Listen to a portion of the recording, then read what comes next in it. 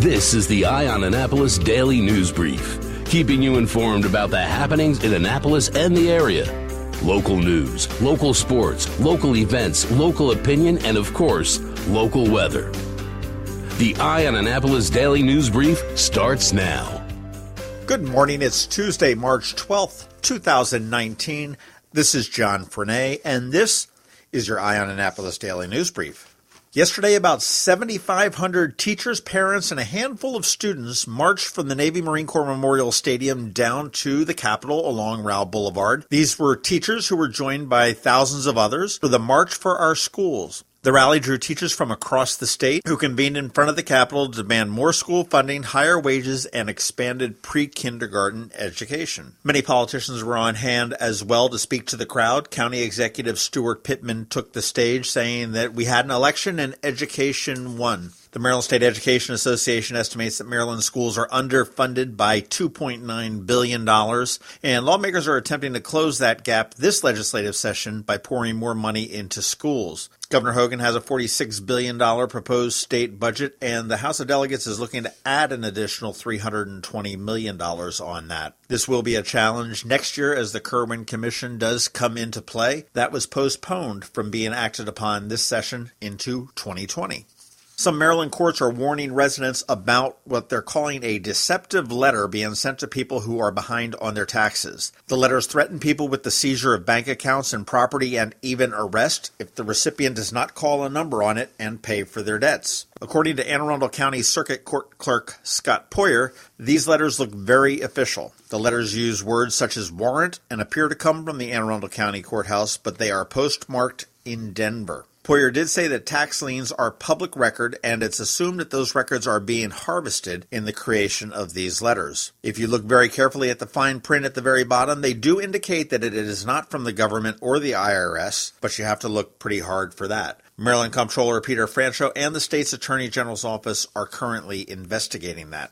A little update about the Capitol Gazette shooting in Jarod Ramos. Circuit Court Judge Laura Ripken said that the prosecution has provided significantly more information to the defense about the charges so they can make their decision as to how they want to plea. Lawyers for Ramos had asked Ripken to require prosecutors to give them more details about the charges as they decide whether to change the plea from not guilty to not criminally responsible by reason of insanity. And if they are going to change that plea, they have to do it by Friday. Currently, a trial is scheduled for June, but as former state's attorney Wes Adams told me prior to the election, this will not be tried much before October. Prosecutors are seeking a life in prison without the possibility of parole, and as everybody knows, Ramos has been charged with first-degree murder in the deaths of Gerald Fishman, Rob Hyacinth, John McNamara, Rebecca Smith, and Wendy Winters.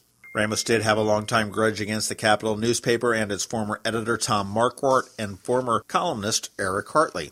Finally, a terrifying moment for a Maryland State trooper up in Carroll County. He was hospitalized after being stabbed by a man who was slashing tires in Westminster. According to police, the trooper was responding to the report of the man slashing the tires around 8 a.m. yesterday morning. He approached the man who was armed with a knife. After trying to talk with the suspect, a struggle ensued. The suspect did stab the trooper in the side. The trooper pulled out his weapon, did shoot the man who later died in the hospital. That man who stabbed the trooper has been identified as Michael D'Angelo, 34 of Westminster, and state police have said they have never had any contact with D'Angelo prior to Monday morning's incident.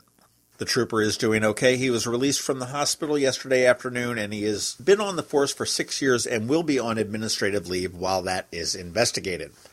And hey, did you check out that podcast we did with Comptroller Peter Franchot? If you missed that, go back, check that out. That was quite interesting. It was a little bit short one. It was about a half hour long.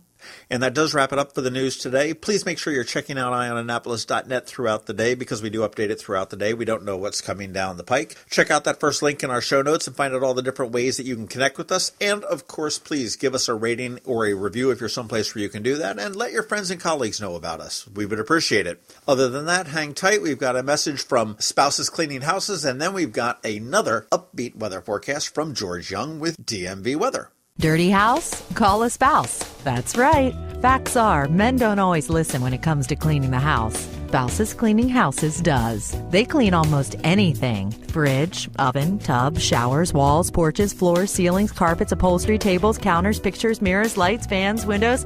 They even take out the trash. Spouses Cleaning Houses has more than 13 years' experience maintaining sparkling clean homes in and around Annapolis with respect and dedication. The friendly and flexible cleaning professionals at Spouses listen, understand, and act to meet nearly all your cleaning requests. For that breath of fresh air, clean feel, call a spouse at 410-571-9428 or at spousescleaninghouses.com. Just in time for your summer get-togethers, they're offering a spectacular summer savings, 20% off your first cleaning. That's right, save 20%. Just call a spouse, 410-571-9428 or at spousescleaninghouses.com. Spouses Cleaning Houses. Men may not listen. The spouses do. Going out? You need the most up-to-date local weather. Here's George Young from DMV Weather in Annapolis with today's forecast. Hey everyone, this is George with DMV Weather, and this is your Eye on Annapolis forecast for Tuesday, March 12th. A bit cooler today with highs in the 45 to 50-plus degree range for Annapolis and surrounding region, but plenty of sunshine in the skies above as high pressure moves back in. Same for tomorrow with more sunshine and slightly warmer temps in the 50 to 55 degree range. Then an even nicer warm-up comes our way on Thursday with highs in the 60s. Though some clouds will move back in as low pressure will bring more rain and possibly even some thunderstorms on Friday as temps climb well into the 60s. Okay, that's it for today. This is George Young of DMV Weather. Make it a great day out there today, and be sure to get our free app on all of your devices by searching for DC MDVA Weather in the Apple or Google App Stores, and also follow us on Facebook and Twitter and on our website at dmvweather.com so you can always stay weather informed.